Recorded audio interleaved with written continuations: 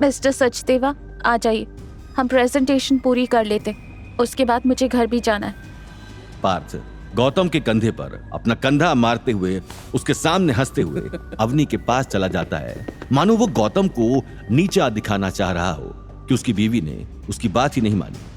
गौतम जेब से अपना फोन निकालता है और तुरंत रेस्टोरेंट के बाहर निकलकर उस चाय की टपरी पर बैठ जाता है और उसकी नजर इस वक्त भी पार्थ और अवनी पर होती है।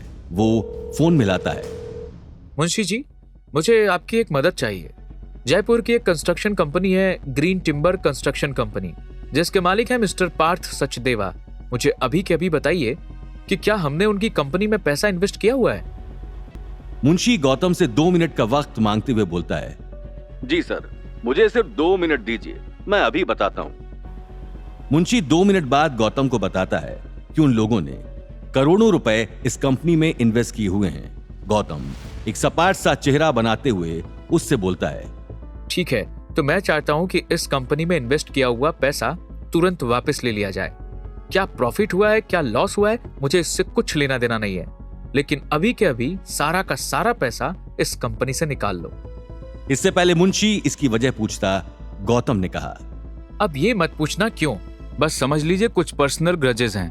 कुछ देर पहले इस कंपनी के मालिक मिस्टर पार्थ सचदेवा ने मुझसे बदतमीजी से बात की है और मैं नहीं चाहता कि हमारी कंपनी का एक भी रुपया किसी ऐसी कंपनी में लगाया जाए जहां के सीईओ को लोगों से बात करने की तमीज ना हो और वो इंसान को इंसान न समझता हो। मुंशी ने तुरंत गौतम की बात पर एक्शन लिया और उसने अवतार ग्रुप के चीफ अभिनव गुप्ता को कॉल किया। उसने अभिनव को कॉल करने के बाद पूरी बात बताई, जिसके जवाब में अभिनव गुस्से में तिलमिलाकर बोला, इतनी छोटी कंपनी और उसकी इतनी हिम्मत कि वो हमारे बॉस गौतम जी के साथ बदतमीजी से पेश आए, अभी सबक सिखाता हूं। ऐसा कहकर अभिनव ने मुंशी का कॉल काटा और अपने यहां से तो पैसा निकालने का प्रोसेस शुरू कर ही दिया, साथ ही साथ शहर की नामी गिरामी कंपनियों को भी कॉल करके कहा कि वो लोग ग्रीन टिम्बर कंस्ट्रक्शन कंपनी से अपना सारा पैसा निकलवा लें और उनका जो भी नुकसान होगा उसकी भरपाई अवतार ग्रुप करेगा।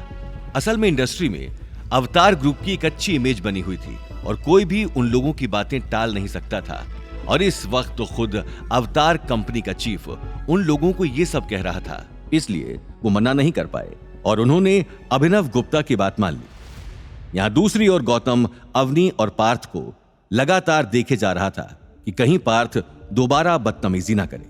अंदर ब्लूबेरी रेस्टोरेंट में पार्थ ने अवनी की प्रेजेंटेशन देखने के बाद कहा, आपकी प्रेजेंटेशन मुझे ठीक ठाक लगी है, लेकिन मैं चाहता हूं कि आप मुझे कल डिनर पर मिलें ताकि हम इस बारे में और डिस्कस कर सकें।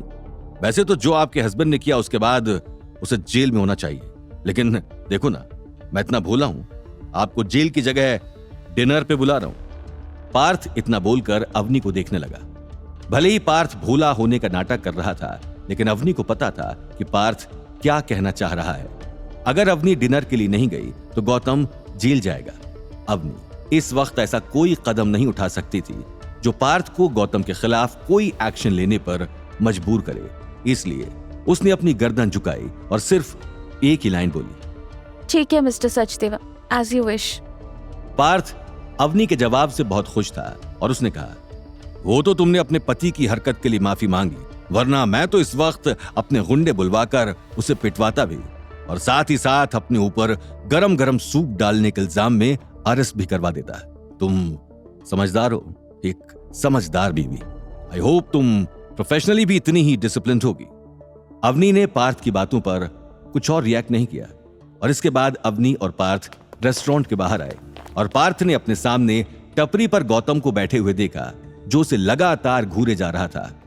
पार्थ के चेहरे पर गरम सूप का दर्द साफ दिखाई दे रहा था। अवनी भी उसके पीछे पीछे बाहर आई और उसका चेहरा एकदम ठंडा था। वो मन ही मन बोलने लगी, अगर मुझे ये डर ना होता कि ये पार्थ गौतम को सूप गिराने के लिए अरेस्ट करवा देगा तो मैं माफी की बजाय इसके मुंह पर खींचकर तमाचा मारती। मन ही मन ऐसा बोलकर अवनी अफसोस कर रही थी और यहां से अब गौतम अवनी की तरफ बढ़ा। आगे की कहानी जानने के लिए देखिए अगला एपिसोड सिर्फ पॉकेट एफएम के यूट्यूब चैनल पर और रॉयल वारिस के सारे एपिसोड्स को सुनने के लिए डिस्क्रिप्शन में दी लिंक से डाउनलोड करें पॉकेट एफएम ऐप।